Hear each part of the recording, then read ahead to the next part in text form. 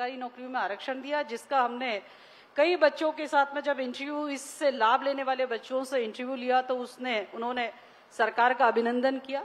तो ये परिणाम के स्वरूप में जब योजनाएं हमने करी और परिणाम स्वरूप पहुंचे तो निश्चित रूप से जो आत्मा को तृप्ति होती है अपने कार्य करने की, वो महसूस होता है। और स्वाभाविक रूप से हम ये देखते हैं कि हमारी उत्तराखंड की महिला बहुत कर्मठ होती है, विषम परिस्थितियों में रहती है और विषम परिस्थितियों को, चुनौतियों को पार करते हुए अपने जो उसका विजन है कि मैं अपने परिवार को सक्षम बनाऊं, आर्थिक रूप से मजबूत बनूं, उस दिशा में हमारा विभाग भी और सरकार का मंतव्य भी वो लगातार आगे बढ़ रहा है। पहाड़ी राज्य होने के नाते आपको लगता है कि महिलाओं की चुनौती यहाँ पर ज्यादा होती है?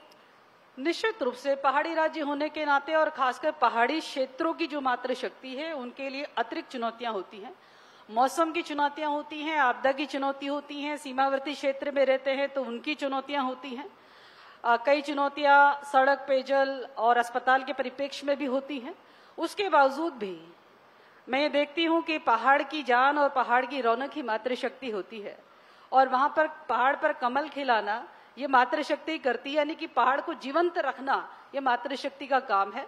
क्योंकि मुझे लगता है कि ये जिस प्रकार से देवभूमि में देवभूमि की इस देवियों ने जितने लगाव से अपनी जन्मभूमि का रखरखाव किया है वो पहाड़ की मातृशक्ति करती है आत्मिक लगाव से। तो वो चुनौतियों को बहुत हंसते हंसते पार करती है और जिसमें राज्य सरकार भी लगातार, मैं समझती हूँ कि आज की तारीख में हर गांव ऐसा होगा जो लिंक मार्ग से जुड़ा होगा, मुख्य मार्ग से जुड़ा होगा।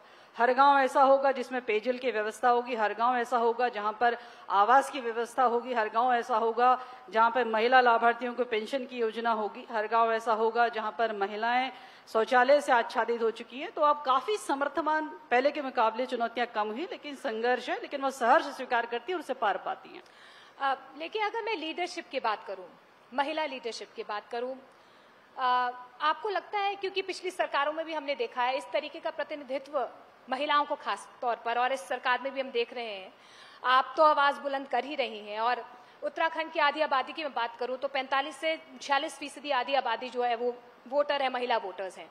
आपको लगता है इस लीडरशिप की कमी कहीं ना कहीं खलती है? और अगर आपको वो जिम्मेदारी दी है तो आपकी जिम्मेदारी और चुनौती ज्यादा बनती है?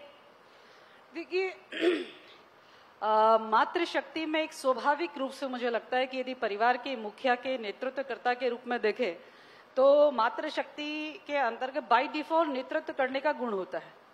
और मुझे लगता है कि परिवार में यदि उसका पति न हो तो भी मातृशक्ति उस परिवार को जो है आर्थिक रूप से हर परिस्थिति का, चुनौती का सामना करते हुए अपने परिवार को आगे बढ़ाने का काम करती है।